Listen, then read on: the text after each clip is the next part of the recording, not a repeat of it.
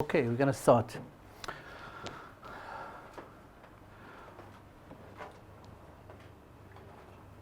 What defines us as acupuncturists is not what we say or certificates on the walls or what we do. What defines us is the energy we have inside that the military will pick us on.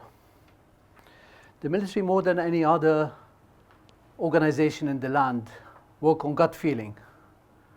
And they will come in the room, and it takes maximum 5 seconds, and they will scan you from top to bottom and decide whether they trust you or not. And you know what would make them trust you or not trust you? There's one word in the English language which defines that. Can anybody tell me?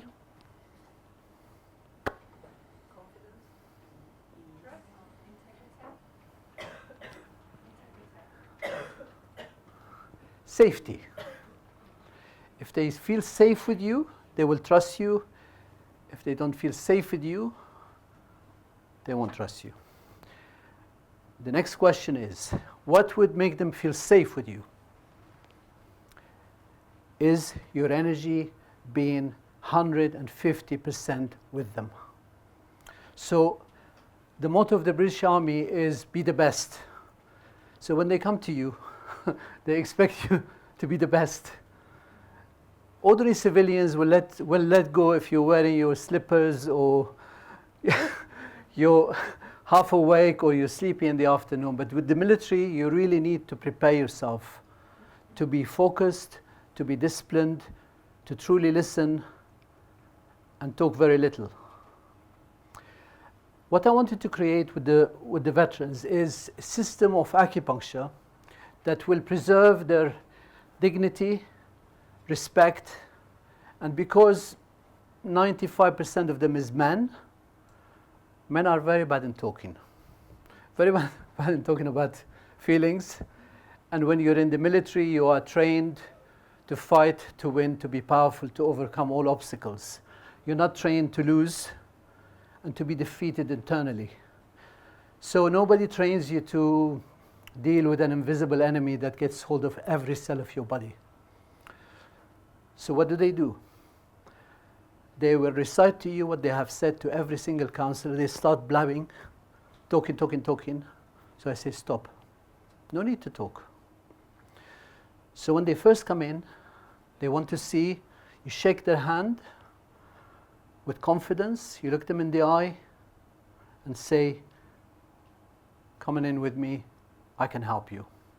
They sit down on the chair, you give them the choice to talk or not to talk, and I would say 70-80% of the veterans who came, there's a seat here, hello? They didn't really want to talk. Talking about trauma does not help. Analyzing darkness, you cannot find the light. So in a way, when they come, whatever they say doesn't really make much difference. With PTSD, I don't know if any of you have treated people with trauma. Raise your hands. Okay, there are very standard things which are measured over 100%. And if you're really, really bad, you're about 70%. Where's Mark? Is Mark here? No. Mark knows. Is that right, Mark? About 60-70%? If the PTSD is quite bad, it measures about 60-70%. I don't know. So when you have that kind of label of PTSD, which is usually diagnosed by doctors, psychiatrists, you have very intense symptoms. You have anxiety, you have depression, you have nightmares, you have suicidal thoughts, you're very hypervigilant, you can't rest. And one thing you have to know with the military is when you're training, when you're doing ordinary training, you start assessing your colleagues. You start assessing, yes, I can trust him. No, I can't trust her. The way he moves, the way my mate moves, I can't trust being in front of fire with them because I don't feel secure with them. So when they come to you, they use all the instincts and gut feelings that they have learned to stay alive, to protect them, they will use it with you. So this is why it's so important that you are there, present, focused, powerful, and yourself. Be authentic, because if you're not authentic and you're putting this facade, I've seen many practitioners on different occasions who have this kind of vibe of just calmness and peace and stuff. That's not what they want. They want you to be authentic. They want you to be yourself. They want you to shake their hand and know that they can trust you, and be natural with them, and don't see them as just decrepit, broken man, but see their potential. They are very clever people. They've learned to survive. They learned to think. If you go to any business and you have interviews, most of the time military people will get the first chance because they are highly organized, highly disciplined, and they won't let you down. Okay, so you're dealing with amazing people, and you ought to show them that kind of respect. We're going to see a little video now, and the reason I'm showing the video is because the 3 veterans in the video were on very high level of trauma, and a couple of them tried to kill themselves a few times, but thank God they didn't succeed. The elation that you feel of it, you just feel the world's just been lifted off your shoulders. It's absolutely fantastic.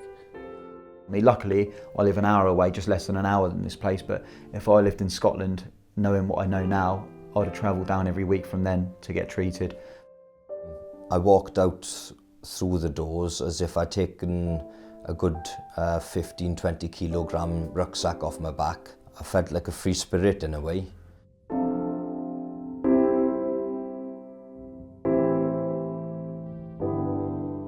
Hi, I'm Stefan Coombs. I used to be in the Royal Welsh Fusiliers. I was a Lance Corporal / physical training instructor, and I'd done 8 years inside the military.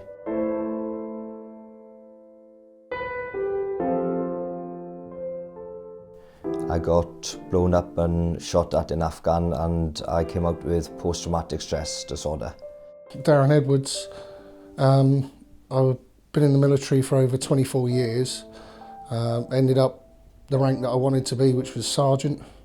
So I've done both Gulf Wars, Kosovo, Bosnia, Pristina, a few tours of Iraq, a few tours of Afghanistan, Northern Ireland and Cyprus.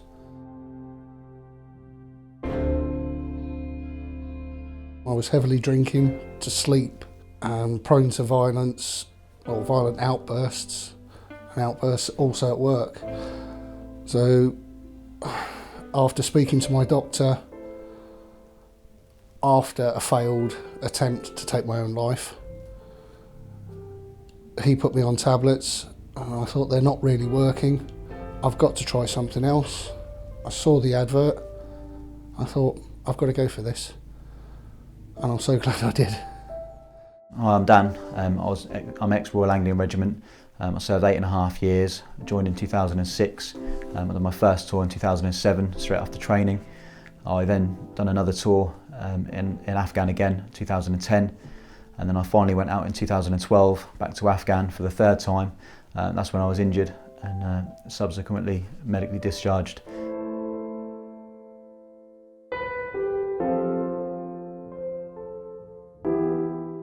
My PTSD started to get worse. I've already got a son who's just over a year old, and I've got another one on the way due in April, and I needed to be fixed for the birth of my next son. It's about time I'd done something. With my PTSD, the way I suffered most was my sleeping. What it is like hallucinations between awake and asleep, and you know, they're as real as sort of me and you now, and sometimes they last about 5 minutes. You know, that's the main reason I had to get sorted. It's something that I couldn't turn down. Basically, I had to give it a go. My name is Naji Malak. I'm the co-founder of Stand Easy, and I'm the acupuncturist who do the trauma treatment for post-traumatic stress with veterans.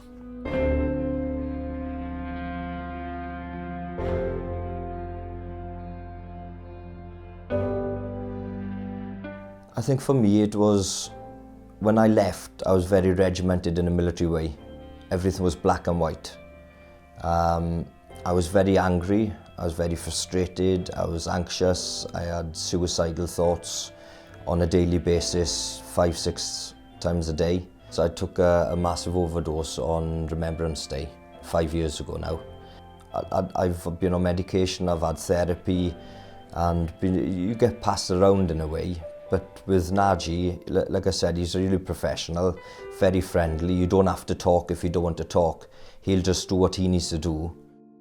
I've been with a counsellor. The only thing is, when they're 21 with a degree, they haven't been anywhere. They know nothing, and when they're trying to ask you about your deepest, darkest secrets, you're not going to give them that trust.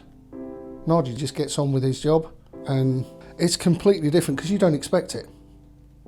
You expect to come in and be counselled whilst you're having the treatment. Naji doesn't do any of that.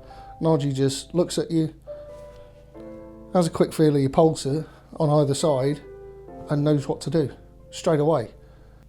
And you feel amazing afterwards. It's unique because there's no messing around. The last thing you want to do is be put on a waiting list, 6, 7, 8 weeks. I think I rang up, or my partner called. I think I was booked in less than a week later. And the sessions obviously began then. I've had them weekly since that moment. So no messing around, straight in. I spoke to Naji for about 10 minutes.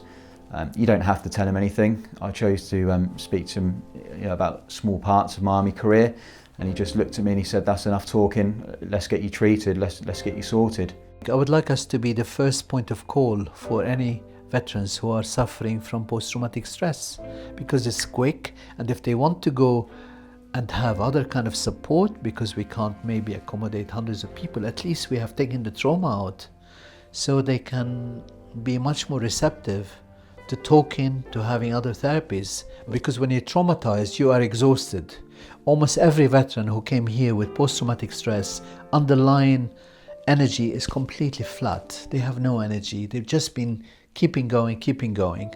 So to bring out things which they don't want to talk about requires a lot of energy. And if you haven't got the energy to work it through, you're going to get more exhausted. You're going to get more disturbed, and it's futile. And what we're saying is that, look, you don't even have to talk about it. We can take it out for you. And then if you choose to talk, you have the freedom to talk. You're not required to talk in order for somebody to help you. You can be who you are and get better. I came in, my first session here, I actually came in a nervous wreck. I was sweating, I was shaking. Within 10 minutes of having the first needle, you would have thought I was asleep. I was that calm. The speed side of it, you have to experience it to know how quick it works. As I say, I'm still mind blown even now, after quite some time, of how quick it did work for me. I found a change after one session. After one session, the hallucinations never happened again. And my sleep had improved 100%. The second session, I started to notice during the second week, my anxiety was a bit better. And the third week, my anxiety was even better. It means I haven't got to worry. The lack of sleep, not knowing whether I'm even going to sleep the night or whether I'm going to be up having these hallucinations, not to mention the danger that my partner's in, because I do get up, I lash out at things, that are not there. I've thrown things about in my sleep. So that's improved everything for my family, work-wise as well. It's no good going to work. The anxiety of possibly going to work, although I work for myself sometimes, I work with other companies, the anxiety of going to work the next day when you've not even had a minute's sleep because of the sleeping problems. So, it's improved my life massively. My partner and her children, they see a totally different me. I'm completely sober. Any questions? It's good. Questions? Did you notice what he said about the counsellor? 20-year-old counsellor, seen nothing. Why would he give you the trust? You can't. We had another Royal Marine guy. He came in, and there was this person-centered therapist. She was quiet. He came in, she was quiet. He sat down, she was quiet. Half a minute, she was quiet. He looked at her and said, if you're not going to speak, I'm walking out. And he walked out. I mean, she wanted him to fit with her, and he was traumatized. So, you know, you got to be 100% there. You got to make them comfortable. Open up, but stay focused. They have to respect you like you have to respect them. You know, it's a bit, you have to do slight metaphysics, really. You're not focusing on the trauma. You're not talking about the trauma. You're not focusing on the despair and helplessness. And this is what I always said, and in the articles I've written, is so important. You cannot find the light in them by analyzing all their darkness. You get hooked in and sucked in into the darkness, and you don't want to go there. Why should you? That's it. We can do it quickly. I mean, you've seen literally 10, 15 minutes. Guys, done. Job done. And it's not just doing the 7 dragon. It's about you being a true instrument to be able for them to, have that faith, knowing that they are in safe hands. You know, they are not powerful at that time. They're not strong, and they need your strength. So prepare yourself before you see, if you have veterans, before you see them, prepare yourself. Whatever things you do, whether it's your yoga, meditation, prayer, whatever, you have to be in a really, really good place. Any questions? No? No questions. That's good. And I would like to know if this training of yours transfers into other patients with PTSD, not necessarily veterans. With the veterans, because of the quality of their energy is powerful, it's angry, they train hard, they're wiry. This is why PTSD came in the public domain, because of the extreme manifestation of PTSD. Veterans, civilians, they've always had PTSD, but it didn't start with the civilian, it started with the veterans. And the power of it is, I mean, these guys are very powerful. I mean, you don't get a lot of civilians who are traumatized, who want to kill themselves all the time. You get it occasionally. But the drama and the severity it is much, much more with the veterans. Have many of you treated people who are traumatized with PTSD? Civilians or military? Military? Have you ever noticed how your energy is afterwards? Please talk to me. Talk. You find you do need to pause between patients where you can authentically engage with someone. You can't just move on to the next one. And you also need to process what you're feeling as well. Did you find, just one question, when you were treating anybody, that they actually did want to talk a lot? And if they did, Before or after? before the treatment? No. No. I mean, Dan, who said he talks for 10 minutes, he was just reciting something he said to the counselor. There was no energy in his words. That's why I said stop talking. Because they think, and also like Darren said, he thought he was going to be counseled, because that's what they're used to. But again, you know, the metaphysics of it is that you're not concentrating on the trauma or drama or trauma. You're concentrating on doing the treatment as soon as possible. I like the way you said that you focus on the potential in the person rather than focusing on the dark. You know why? Because they are truly amazing people. They are. And when you focus on that, I will give you a little extract. This is a friend of mine. He's actually a colonel he's a serving colonel. And his job in the army is to create strategy to counter Islamic fundamentalism. And the first line of the citation was, "He who fights with monsters should be careful lest he thereby become a monster." Okay? You're not fighting with the monster. And if if thou gaze long into an abyss, the abyss will also gaze into thee. So even the army works on metaphysics. The army knows they can't win the fight because all they're doing is responding to the evil by doing something very similar. And they have to think of a different way. And when I was talking to him, I thought, my God, you know, he's a colonel in the army and he's actually talking metaphysics.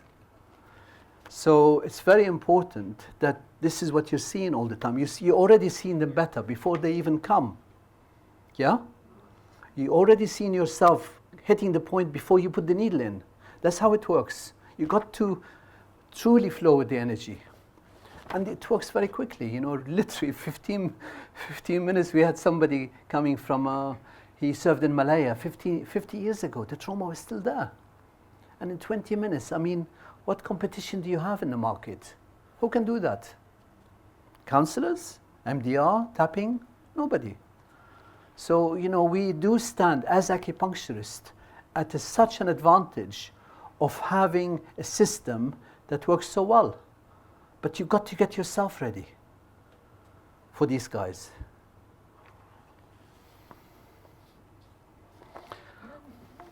If you ask them what their treatment expectation would be, I know you probably wouldn't. No, I do ask them, what would you like me to do for you? But when you ask them that, what normally would be their response? Or is it so varied? They don't know. They just say, I want to feel better. I want to feel normal. I want to feel my old self again. Yeah. I mean, you know what they want before you ask them. But just to be civil sometimes, I ask one question. Yeah. Otherwise, I don't really need to ask them anything. And once you take the trauma out, then what comes from them is beautiful. Because they start talking. And one thing with most of the military is they start laughing. Because all this repressed energy and anger and frustration and hypervigilance goes into joy. And this is one of the things you always have to watch, is the heart pulse will come straight away. So one of the things you know that somebody is traumatized, you cannot feel the heart pulse.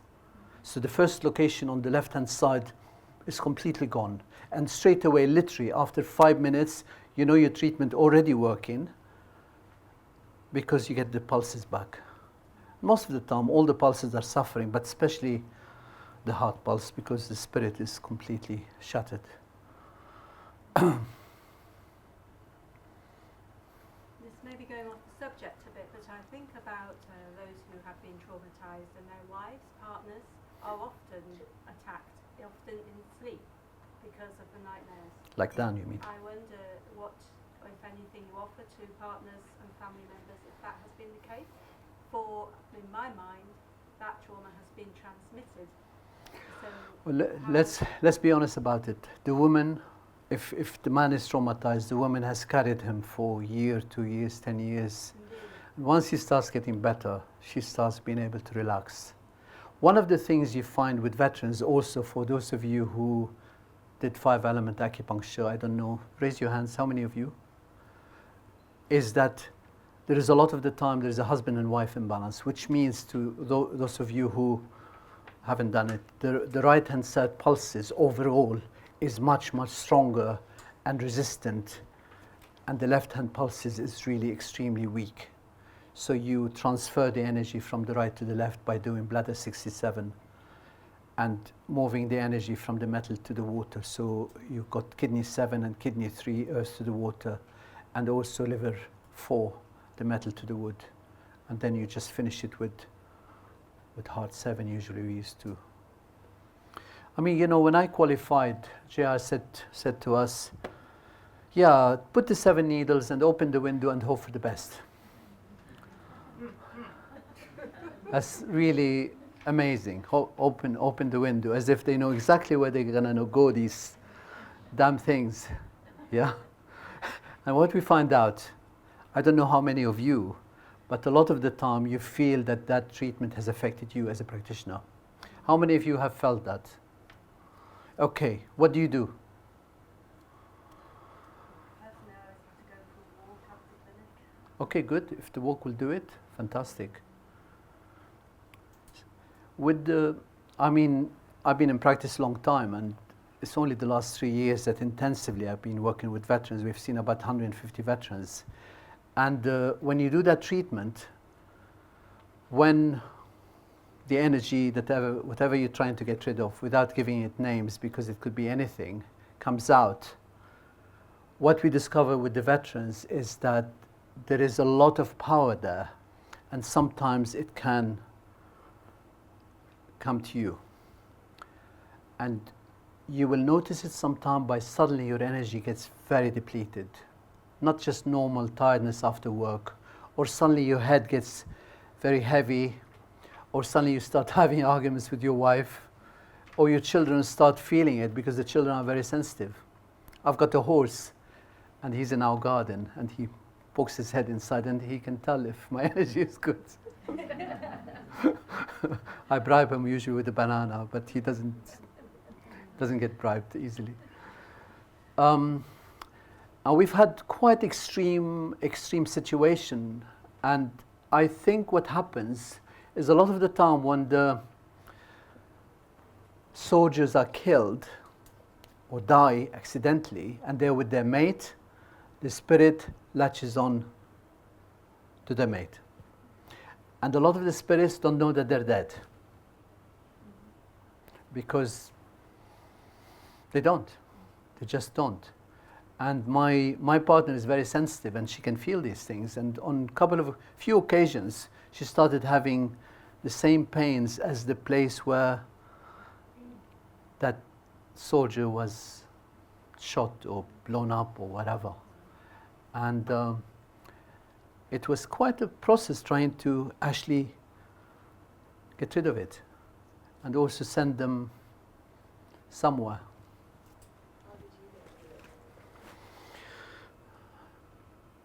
I had to ask a friend who sees dead people, and it didn't really work very easily. And I found myself tuning in.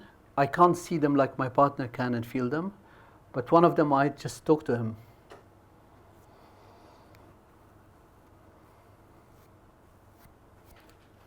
It's happened to me 3 times. Sorry? It's happened to me a few times, so twice I've had to have this and it's like to feel myself afterwards. And that's what you need to do. You have to have people who can do it on you. I mean, this guy, I just talked to him like a soldier. And, after a while, it worked. But it's not easy. So, people say, oh, yeah, 7 dragons, that's all it is. It's not just needles, guys. It's a lot more. It's the way you are, the way you relate to them, the way you prepare yourself, the way things can happen, what do you do with it? So I think anybody who wants to do it seriously, and it might not be for you, think very carefully, it might not be for you guys, but if you are, you have to have the right support.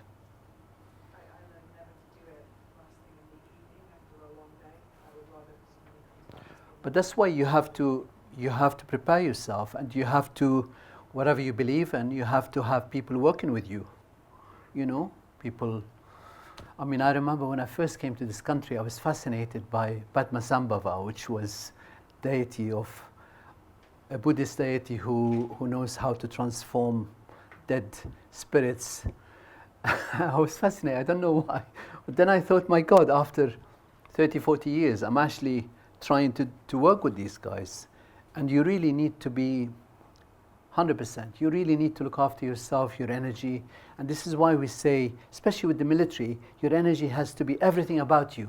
The way you stand up, the way you dress, the way you talk, the way you shake hand, has to be authentic and genuine. And then you got them with you, and they're working with you. And then they're amazingly loyal people. I mean, half of them, I just take them to coffee shop afterwards, and we have coffee together. And the most hypervigilant, straight after the treatment, I take them intentionally to the most vulnerable place. I say, how are you feeling? They say, chilled. Because the energy goes. They'll always be hypervigilant. If you've been in the military, you'll always be hypervigilant because you're always assessing your environment. But it ceases to be a handicap. It becomes an asset. Well, sometimes it's a bit pain in the neck if you're having to assess everything in life. The way your wife is standing and your children. And, do you know what I mean? Any questions? Do you treat people who kind of into retirement and have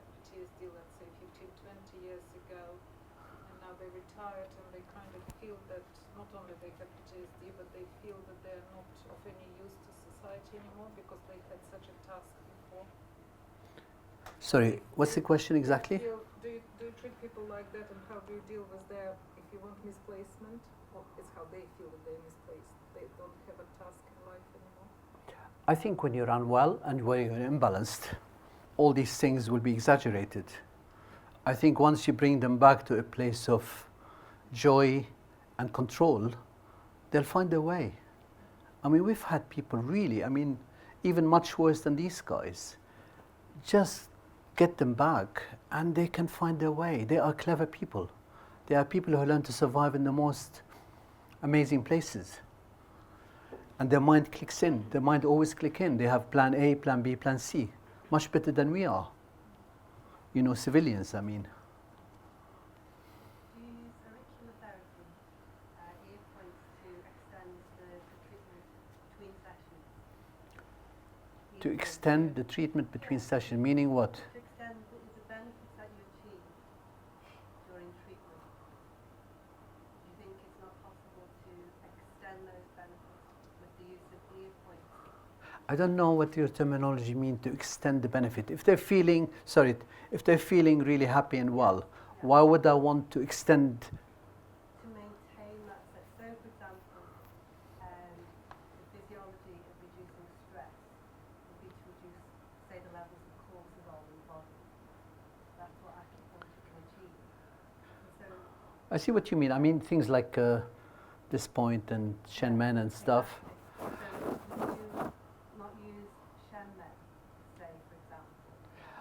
I tell you what, Shen Men and, is it Mentang?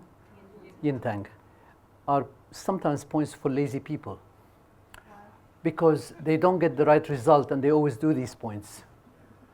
I think if you're doing the right, if you, Practitioner or a lazy patient? no practitioner. Right. They have a formula. Oh yeah, I'll do. The person is tense.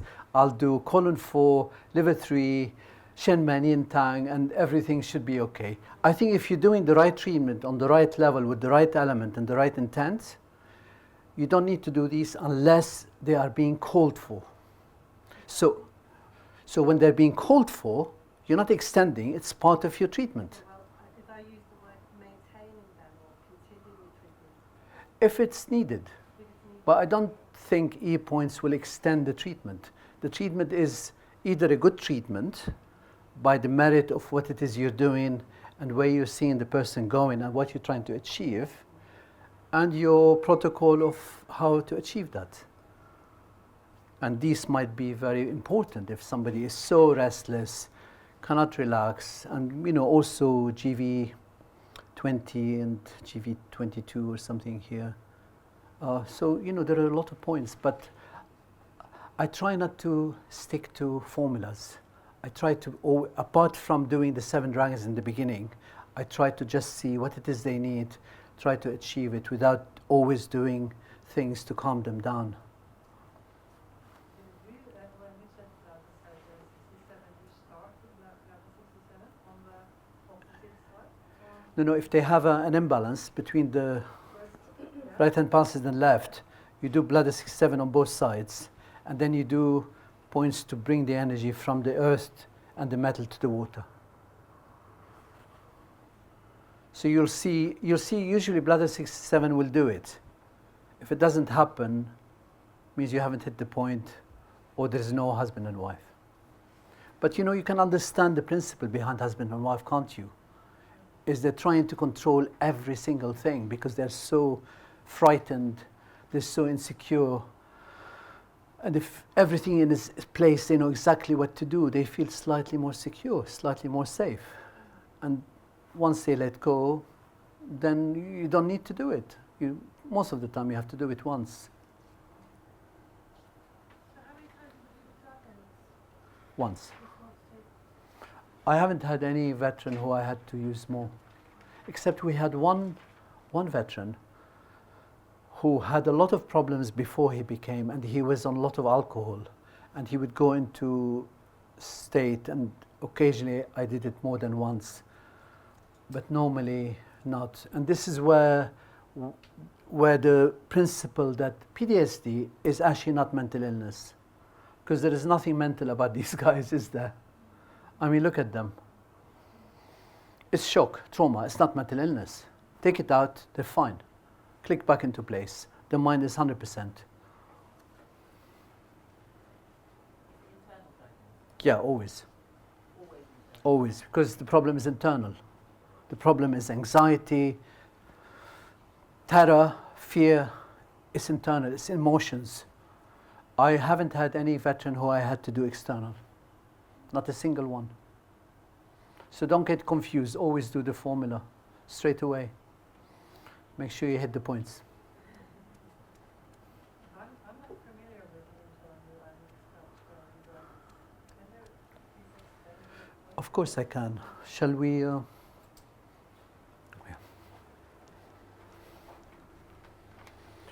So, if this is the sternum, you got the conception vessel 15, yeah? About here. And actually the master point is just under it. This is the first point. So that's number 1. I mean, I don't know if I hit CV conception vessel 15 or the master point, but the treatment always works.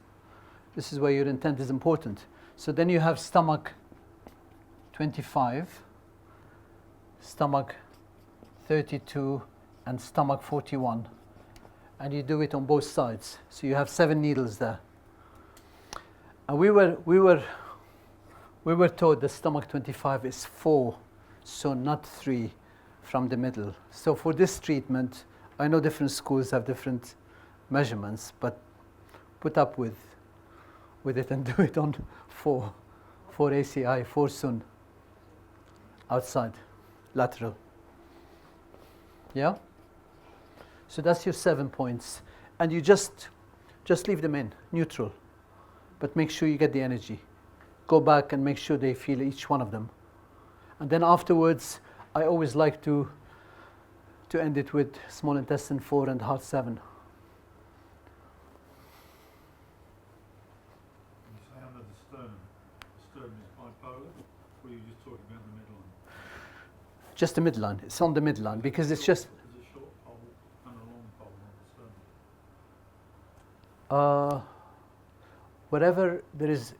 Whenever you come to a soft place under the sternum, there's nothing there because sometimes you have a gristly kind of bone there. Yeah, make sure you're definitely under. So just go straight under that conception vessel 15. But as I said, I don't know if I always hit it, but it works. And you know how it works after 5 minutes? Make sure that the heart, the first position on the left, has improved. Otherwise, go back to your points. I mean, we are very lucky. I am very lucky because every single veteran who has come to me has already been diagnosed PTSD. And trust me, everybody with PTSD, if they've been diagnosed and the right criteria has been put in place, because they all add up to a certain number of points, over 100. So they all have depression, anxiety, and nightmares. Well, most of them have nightmares, hypervigilance, anger issues, and suicidal thoughts. I mean, these are the main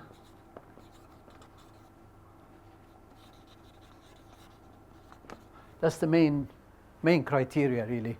So anybody diagnosed with PTSD, you know that somebody has already classified these. This is why we say this treatment is safe and it works, and it has worked with me every single time on 150 veterans. Can't go wrong, really. So how long have you been working with veterans? In this country for 3.5 years. So But I worked abroad as well. in Lebanon. In Lebanon, and with prisoners of war and with civilians. With civilians, it's much milder. They don't have a lot of these things. Obviously, you don't get civilians with hypervigilance. You don't get civilians with anger because all the military are angry with Sergeant Major. So the whole training makes everything much, much more powerful, much stronger. So their symptoms are stronger. This is why, in a way, it's much easier to see it. Therefore, treat it. With civilians, it's kind of, you know, yeah, it's much more hidden, it's much more subtle. So it's been amazing. I mean, you know, I'm truly enjoying myself with these guys. I don't get down. I'm happy. We go and share coffee, you know, and that's the energy you want to have. These are people whose love is to be with their mates, to be treated with respect and stuff. So don't treat them like sick people or special needs, because they're not special needs. So if your treatment works, are your results being recognized by a national body that look after those guys, or what's happening on that front? I'm getting there. Right. I was told never to give up. Well, I mean, my charity belongs to Veterans Norfolk, which is a lot of military charities. They send people to me. We raise funds with some of the charities. They send me veterans from other charities. I get sent from mental hospital, doctor's surgeries, well-being clinics. I've got veterans coming from all over the country and from Northern Ireland coming to see me. We've done the research already. So we're getting slowly into the system with the help of the British Acupuncture Council. And, you know, all I focus on doing the work is getting these people better. I don't have a lot of political plans, but if it happens that we get more recognized as a profession treating the most powerful, highly stressed sector of society. I also work with firearms officers as well. So, you know, we're working with very stressed people, and if we can help them, then the rest are easier.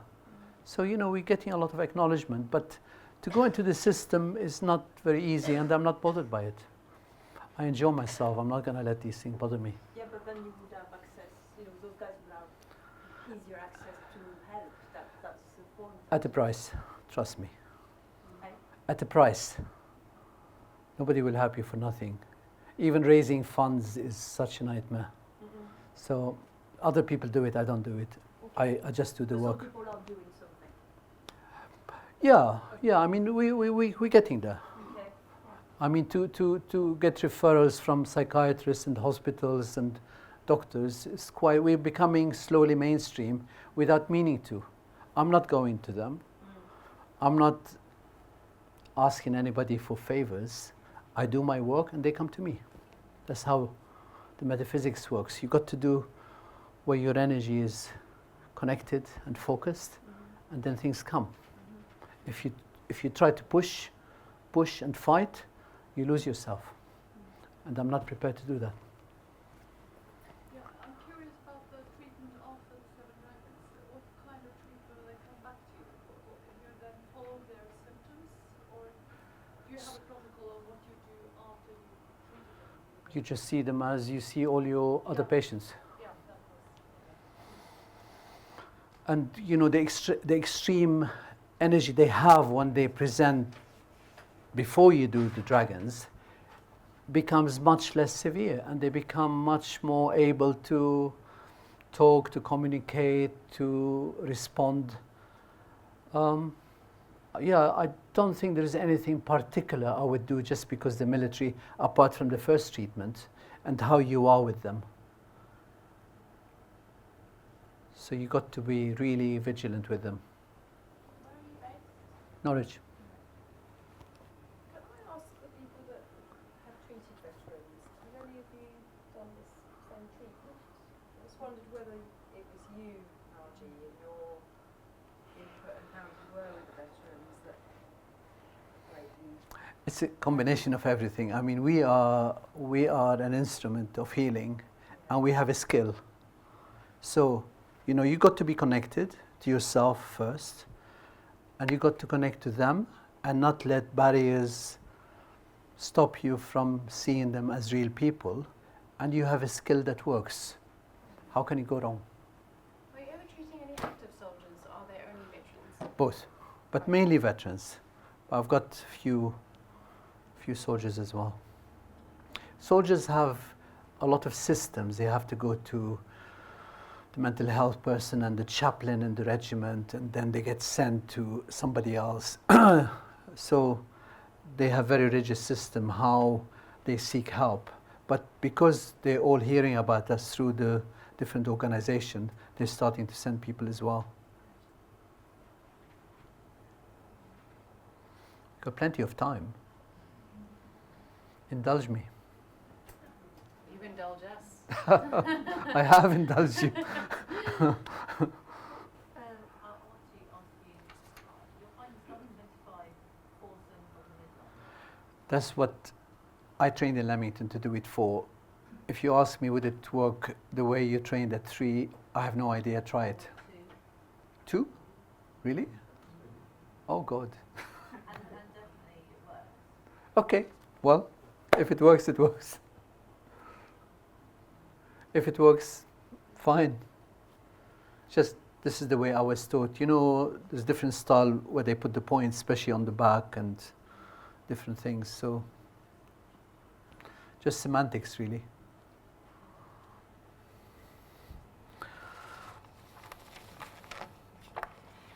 Okay, what shall we talk about? What would you like to talk about?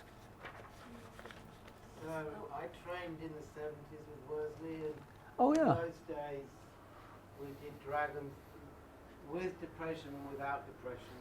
And there are times when I've done it as you do it, Yeah? and nothing happened.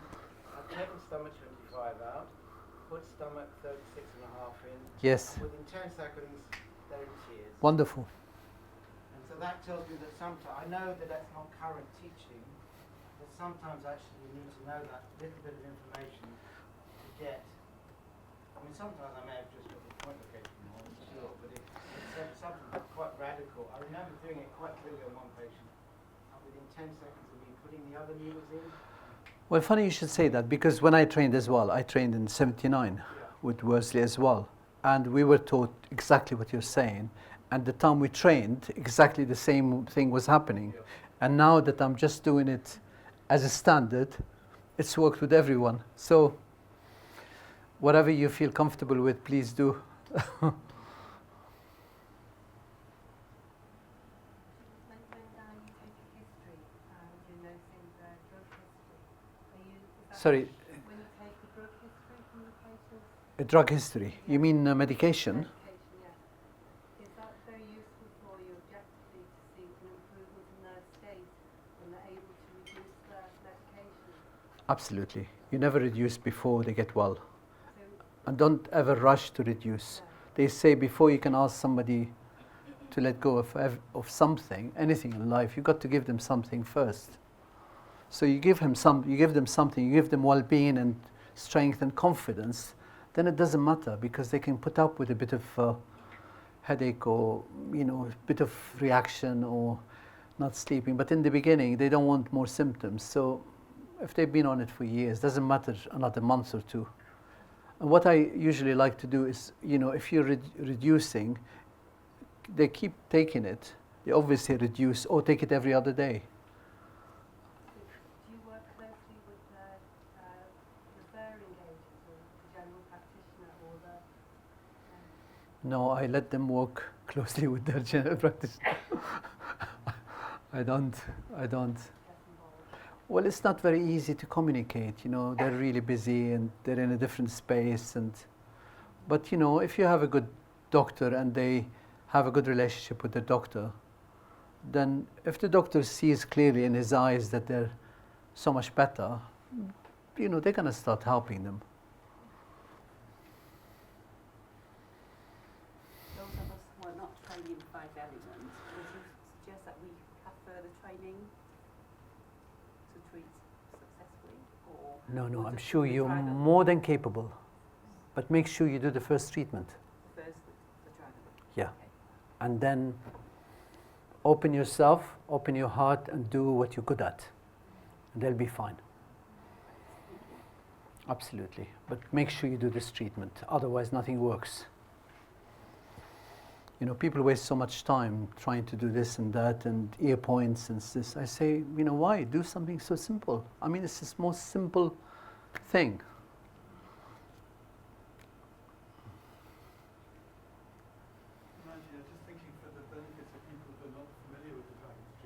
Yeah. How long do you tend to leave when you're looking for, and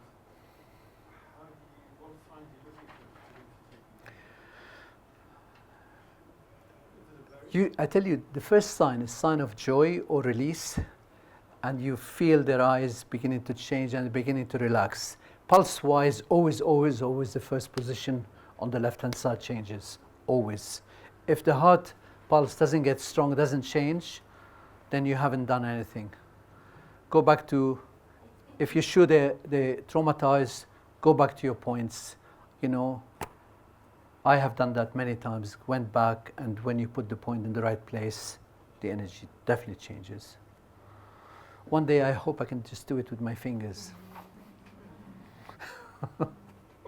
Playing the piano.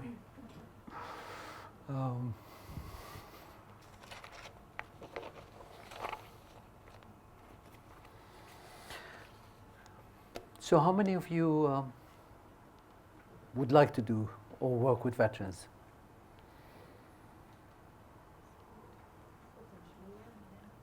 Have you worked already, the ones who like to work, or no? We're students. Sorry? We're students. Oh, okay. Which year are you? Starting the second. Where? Leamington.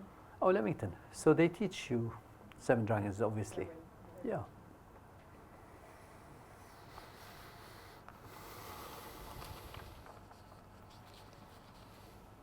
Any other questions? So we're taught to do Seven Dragons and then we go on to the US of Energy. Would you still do that or do you skip them? Just interesting. I don't do any of that. Okay. No, I mean, I still do the entry and exit and husband and wife. But this is the predominant one. This is the top of any kind of block. This is what we were told. So once you do that, then you're going to be seeing how the whole energy is going to shift. And it's quite amazing, you know, somebody for 20, 30, 40 years, the energy hasn't been replenished because of that amazing block. You get them better, and quite amazing how well they feel. Have you noticed that, some of you? It's like you think after all these years, I mean, we've had 20, 30, 40, even 50, 55 years. And the body has an amazing magic to get back to where it needs to go. And this is why, you know, once you do this, don't think you have to do a lot because they have been traumatized. Just do very little, because everything will work so much more quickly now. They tend to keep coming to you for long after you've done that. Well, you know, it just depends. So it depends on the element of the veteran. Some just like to come because they like me. They like the company or like having coffee with me. Some of them, I remember one, he was quite a tough guy. He was sent to Northern Ireland and he was captured by the IRA and he was tortured. And then he was freed by the military and he came to me because his wife was coming and she gave him an offer he couldn't refuse. If he didn't come to me, then he'd be in the doghouse. So he came to me. And after the third session, he said to me, Naji, I'm okay. You know, I mean, they really did something to him. They plucked his teeth, they broke his shoulder, his pelvis, the IRA. And, you know, after 3 sessions, I thought, my God, if it was me, I'd like to come another 10 sessions. But he said, no, I'm fine. Because these guys have the ability to, life clicks in for them and they know where to go. And you know how he knew that he was okay? He was a lorry driver, and one day he was, somebody cut him, and they had a little thing while they were driving, and then he came to park his lorry, and this guy came out of his lorry, and he was Irish, and he started shouting him in Irish. And he said to me, Naji, at that point, I knew I was okay. Because if I wasn't okay, I would have killed him. So you think, fine, you obviously have what it takes to carry on now. And this is why we have to respect these guys, because they are trained to carry on. They know how to plan. They know step A, step B, step C. And this is why we have to show them respect. So it's very important to be truly authentic with them. Don't, I've seen practitioners who have this kind of air of holiness about them all the time. It's not real. You got to be yourself. You got to be authentic. They got to believe that you are truly there to help them, and you can relate to them from a place of authenticity. And when they trust you, and then you do the treatment, and you take them out of that nightmare scenario, I tell you, you'll have your private army. I mean, honestly, a lot of these guys, they raise money for me now. They go campaign. They go on different websites to promote us. So I have an army of private from all services who work behind the scenes for us, because they're grateful and because you treated them with respect and you don't mess about. I had an American Marine who came, and we asked him what was it that they wanted from a practitioner. I remember, because I did the course in Norwich for practitioners, and he said, what did he say? He say, be straight with us, don't bullshit us. So you have to be yourself. You have to be authentic. A lot of people who do healing have this holy aura about them that they hide behind. You have to be yourself. You have to be normal. You have to shake their hand and really mean it, and that's how they trust you. You're one of them. You're there. You're present. You're well dressed. You're proud, and they have to respect you. Because if they don't respect you, you can't really work with them. In my experience, if you don't make the connection initially, you don't get a second chance. You've got to be nailed in 30 seconds. I agree with you completely. Not even 30 seconds. It takes them about 5 seconds to suss you out. Are you material or not? And if you're trying to kind of smile falsely, and like a lot of practitioners do, because when I finished training, I used to sit with different practitioners. Just smile and shake hands. Don't do that. Just mean what you do, and mean what you say, and be powerful and be authentic, and prepare yourself before they come. Just tune yourself in, make sure you're ready, and make sure you can just be relaxed and really engage authentically, because they value that.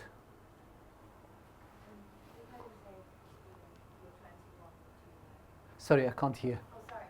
We heard him say about someone, maybe being younger, you're 21, you're just out of uni, what do you know? And obviously, them trusting you is a massive part of the treatment being effective. So do you have any advice for maybe younger practitioners on how to establish that rapport really quickly? Don't bullshit them. Always be authentic. Don't talk for the sake of talking, and don't have your traditional diagnosis questions there. Just, if somebody is traumatized, don't forget that everything is hard work for them. Even sitting in front of you is hard work.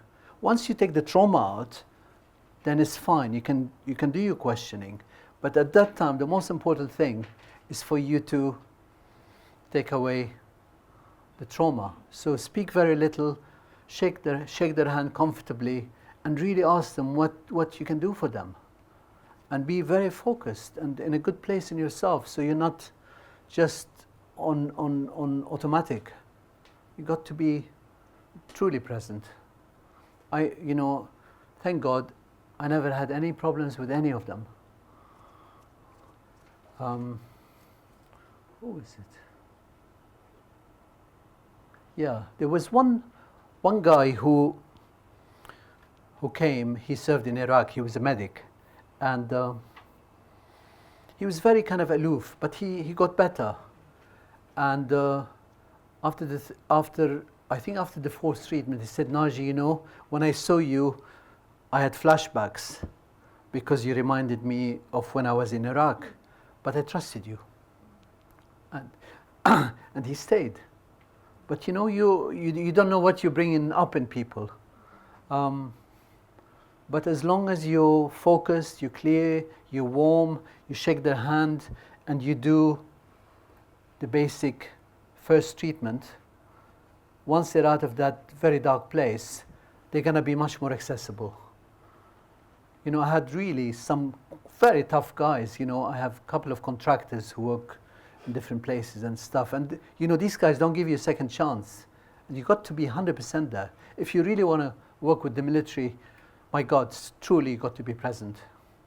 You can't afford to kind of be in the afternoon yawning or tired or blank or trying to be nice and you don't mean it. You have to mean what you say and say what you mean and be open to them, you know. Not many people can be open to somebody who traumatized. So when they come to you, they need your compassion, but they also need you to help them and be very focused with them. That philosophy you have there, I think that means that they goes for all patients. Sorry, didn't hear that. The philosophy you have now that goes for all patients. I mean, you have to be honest and to everyone, I suppose. Not only veterans, but also for all patients. I agree completely, but with veterans you have to even be much more present. So don't see them after lunch. If you get a bit sleepy. Can you tell us a little bit more about the charity? About the charity? Where you work from, how you funded, Oh, thank you. where you advertise, if you advertise, Uh, how many patients you see a day, and Okay, practical information you want. Yeah, good question. Well, I started the charity 3.5 years ago. I came home one night and my wife was in a state. I said, what's the matter? And she saw I don't know if you've seen it, the panorama program about these 4 lads from Afghanistan. One of them topped himself and his wife gave Panorama permission to show his last minutes. Has anybody seen that? Anyway, he just talking, saying, you know, what's the point? Nobody could help him. He was going like hundreds of miles to see a stupid counselor who was not helping him. And he topped himself. So, you know, I looked at my wife, I said, you know, I've done that before. Because I come originally from Lebanon, and I used to go in the 80s and treat people there, prisoners of war and veterans and civilians as well. I thought, you know, I can do that. So started the charity. Nothing happened at all for about 6 months. And then one day I met a Royal Marine who was coming to help me with some practical thing. I took one look at him, I said, you're traumatized. And he was, and he came to me, and he worked with a lot of prisons in Norfolk. And he just started opening the door for me, and I started getting into all these organizations, and it just built up from there. which organization? Well, there is a lot of military organizations. Veterans Norfolk is an organization that comprises a lot of charities that work to help veterans. And at the moment, a lot of them are actually referring people to me. Sorry, what was your other question? How many people do you see a day that are traumatized, or don't you see that as many as that? Well, obviously, I in the beginning, I didn't get any money from treating veterans. I wanted to do it. But as time went by, now we have raised money from the lottery, from a lot of organizations. So I do get money from the veterans. I see between 8 veterans to 15 a week. The rest are private clients. Yeah, I mean, you know, I have seen about 135, 140 veterans, and almost every single one is better. There is a formula, treatment number 1, and you treat them with respect and friendship, and be yourself, and they will respect you. Be the best you can be. That's your opportunity, because they don't give you a second chance. A lot of people, your ordinary people, give you a lot of chances. You might be sleepy, you might be smelling of garlic, you might be your trousers might be dirty, your shoes might be dirty. Don't do that with the military, because they, you know, they have a sense of honor, and they want you the best. They want you to be the best you can be, and so you should. So when you're with them, if you can be the best you can be, everybody's a winner, isn't it? So they put you, you know, they've truly polished me up in the last 3.5 years. I wasn't as good as now.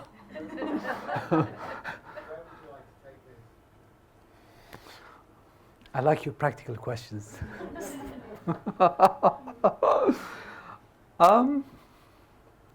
You know, this has been such an amazing exercise in just focusing and trusting what you're doing and respecting my integrity and not asking anybody for anything, but just doing what I think is good. We are getting much more now referrals from I mean, in Norfolk, you know, Helston, there's a mental hospital, they've referred people to me, GPs, well-being clinics, different organizations. So in the military kind of world in Norfolk, we are very well established, and now I've started getting veterans coming from all over the place, from all over the country and Northern Ireland and places. So I don't know where I'm going, but I'm certainly going somewhere. I can't control where I'm going, but you know, I have, we've done research with the British Acupuncture Council, I don't know if you know about it, with the 21 veterans, and every single one was better. Their PTSD completely gone. Doesn't mean that you get rid of every single symptom they have, but the PTSD symptoms are all gone. So, you know, we're doing good work, we're going somewhere, I don't know where exactly. But it's growing by itself, and we're getting people coming from all over the place, and also we're getting people from the police as well, firearms. We have their logo on our website because they endorsed us, because I could help quite a few of the guys. You know, you said that it's like 65 to 70% bracket. Yeah. Is that like a requirement for them to come to you through the charity? No, there's no requirement. It's a classification of PTSD. It's between 30 to 70%, depending on the severity of PTSD. I mean, some of these guys probably would be the higher level. You treat people at a level? Anybody with PTSD we treat, yeah. And they get free. Obviously, it's all free because of the charity. I wonder if you could give me some personal advice. My father-in-law is a regimental sergeant major. He's not easy. Well, you have two choices. Sorry? You have two choices. I'm not getting divorced, no. Okay, you have three choices then. Divorce is one. Him coming to understand who you are, which is impossible. And you rising up to being another sergeant major. You see, you have to match his energy. Your energy is obviously not matching him. That's why he's difficult. Sorry? He's only 30. Sorry? 90. He's 90. He's 90. He's a D-Day veteran. Be completely outrageously powerful with him. I know, I've got psychic bruises to show you. Well, it can't be that bad then. You're laughing. You're laughing, it's good. You're not traumatized.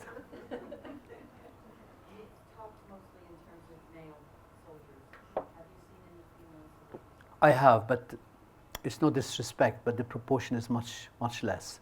I've seen about maybe 8 out of the 130. Just looking back at the severity of the post-traumatic stress, it's the same really, you know. Yeah, I would say it's the same. But absolutely, always, yeah, absolutely. I haven't taken them to coffee though. Maybe I'm sexist.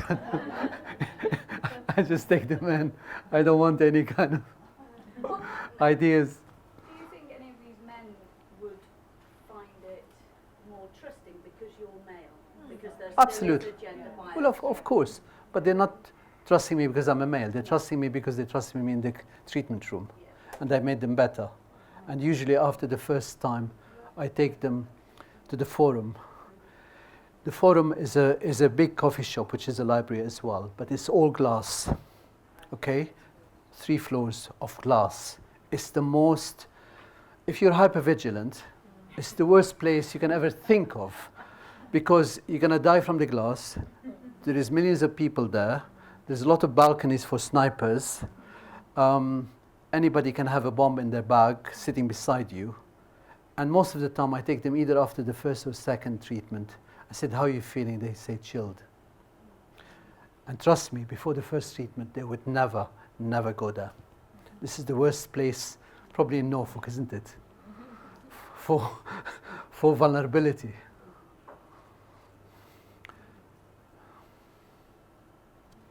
So, just you have to be yourself. You have to be the best you can be. You have to be focused. You have to be well dressed. You have to stand proud. You have to shake their hand and make them feel secure. They've got nobody. They come to you and they need your guidance. And this is why, talking, too much talking. I haven't really had any veteran who wanted to talk to me for more than about 5 minutes. And most of them are relieved when you say you don't need to talk, because they're already crumbling in front of you. Why would you want to? Just to satisfy your own inquisitiveness to do a case history? That's very cruel. Just leave them. Respect, that's respect. Then they truly trust you, because then when they're well, they're going to bloody talk to you. And if you take them for coffee, they'll talk to you even more. I'm also a student, so I haven't done this treatment before, but I heard that you get quite strong reactions when you do it, potentially. Such as? What have you heard? Horror stories? Yes. Yeah, jumping off the bed, pulling the needles out, reliving some of the trauma. On television? On television? Who's mouthing that? That's called bad. Do you get strong reactions like that, or negative reactions? Never. But, I don't know why is that. It could be the energy of the practitioner, not strong enough to make them feel secure. So they're jumpy, but I never had that. Do you stay in the room throughout? Sometimes, if it's appropriate. If they're really terrified and they want me there, I stay. But I'd rather go. And you ask their permission, do you mind if I go? Because literally in about 5 minutes, the change starts happening. Sometimes even before I put the last needle, the 7th needle, you go back and you take the pulses and the heart pulse is back. And that's the magic of it. It works so quickly, so effectively. And there's nothing else you can do that will work. So don't waste their time and your time trying to think of other things. If in doubt, do it. It only takes 5 minutes to mark the points, another 10 minutes to do the treatment. Make sure they feel it. So what I do, I put the needles in, you go back and you make sure they feel each one of them properly. And you go back 7 needles. And literally, if after about 5-10 minutes you don't notice a change, if they're PTSD, that treatment will be necessary. If not, it means you've missed the points. So go back and make sure you get them. Afterwards, I always do small intestine 4 and heart 7. But a lot of the time you find husband and wife imbalance. No, same treatment, straight after the 7 dragons. And yeah, I don't know if some of you don't know about husband and wife imbalance.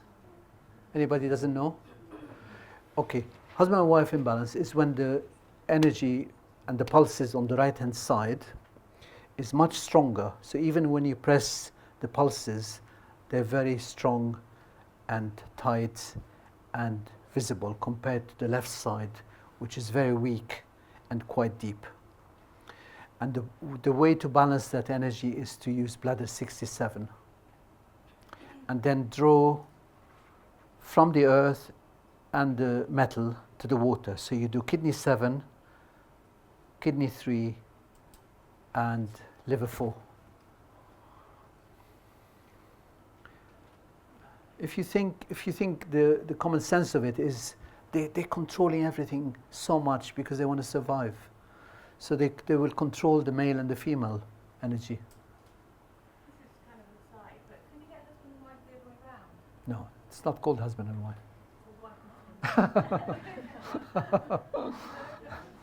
It's only when the wife can punch the husband. Husband mustn't punch the wife.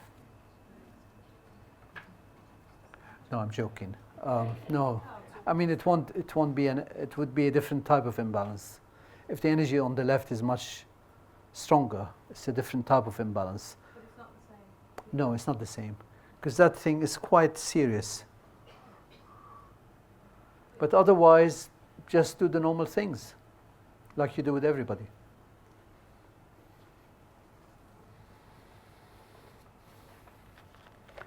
Come on, fire. If they had husband and wife, would you start there before you did dragons? No, Or never. Would you do the other way around? Yeah, always. It's number one, always number one. Husband and wife, number 2. Any other questions? Please? More questions? Got time? Treat limbless ex-servicemen. I treated one, yeah. 1 or 2? 2. I treated 2. Apparently,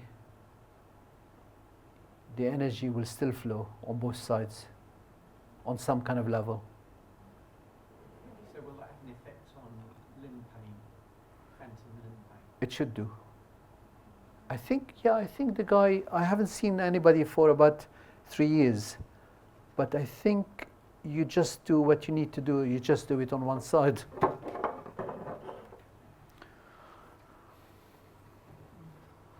Phantom pains, you mean?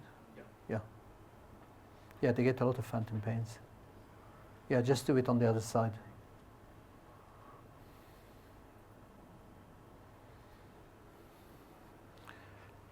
Anybody else?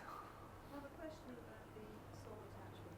Talking About, sorry? in the incident of trauma and the soul unexpectedly dying and getting attached. I mean, I see that. Do you ever get multiple soul attachments? So if you've got PTSD, one treatment would get more than one soul release, the spirit? That's a good question. I like it, not a lot, but I like it. I've only known of one person, and I can't normally see it and feel it properly, but my wife can. So on quite a few occasions, she really felt so unwell, and we really had to sit down and really tune in and see how we can send them somehow back. And I remember one of them was very, very difficult, but eventually it did go. Would you have the window open in your room when you're doing this treatment? I mean, you talk I do, but trust me, it doesn't make much difference, because a spirit on that level doesn't need windows. Otherwise, it'll be stuck in the bathroom. So, I mean, this is very naive, but this is what my teacher said. JR said, yeah, just do the treatment, open the window, you'll be fine. But we realize that's not the case. And with the military, everything is more violent. I mean, their energy is wiry, they're angry, they're being told off, they've been broken down and built up again to be a true soldier. You can't have soldiers with their own personality. That's what you do. And the more specialized you are in the military, the more broken down you are, so you have nothing left. So when you're traumatized, you haven't got anything, or any sense of self even that you can fall upon. So you can imagine why everything has come to light with the military. PTSD has come to light with the military because it's so much more violent. And this is why they top themselves. You don't get the same number of civilians as the military. I mean, one of my guys came from Scotland about 3 weeks ago, and in his same regiment, they had 3 guys topping themselves. So it's that kind of intense, just violence. They don't know what to do with themselves. Everything is so powerful because this is how they are and this is how they train to be. Is to be powerful, to be angry, to be everything extreme, to go beyond their limits. While with civilians, you know, they're lethargic. So even the possession is lethargic. It kind of sits there and people don't know that they're got something undesirable, do they? Some people almost becomes part of their daily life, being in a different place. But with the military, trust me, they can't hide it.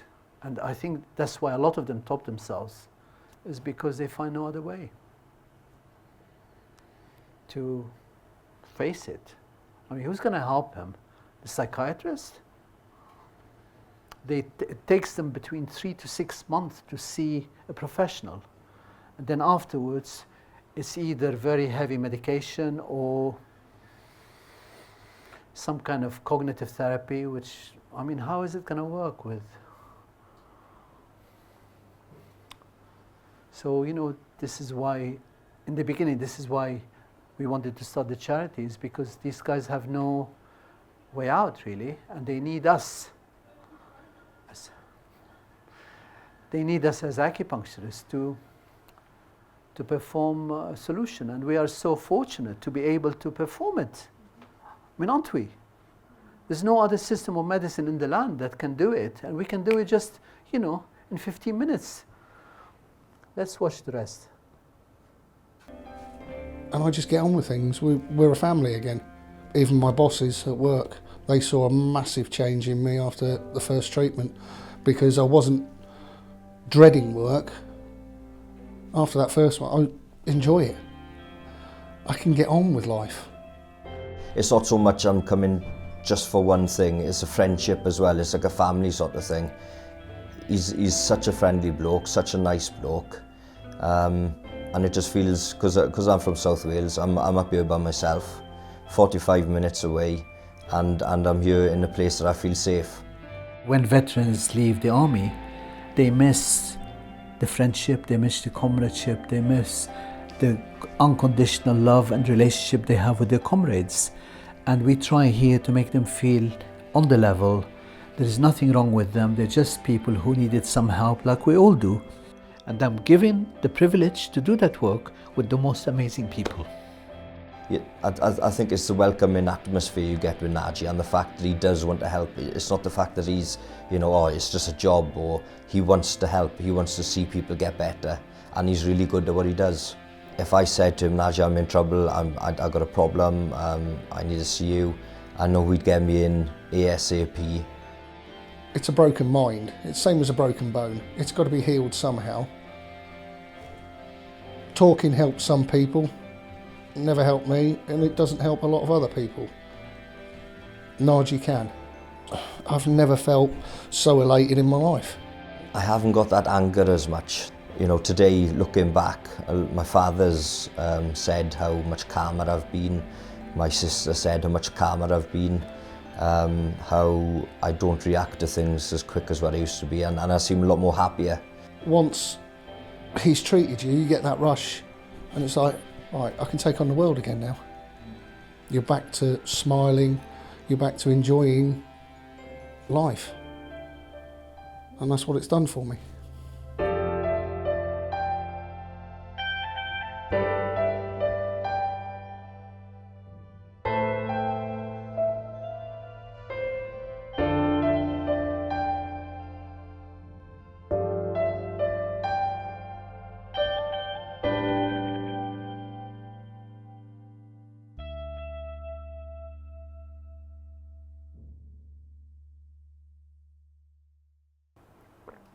Nice, isn't it?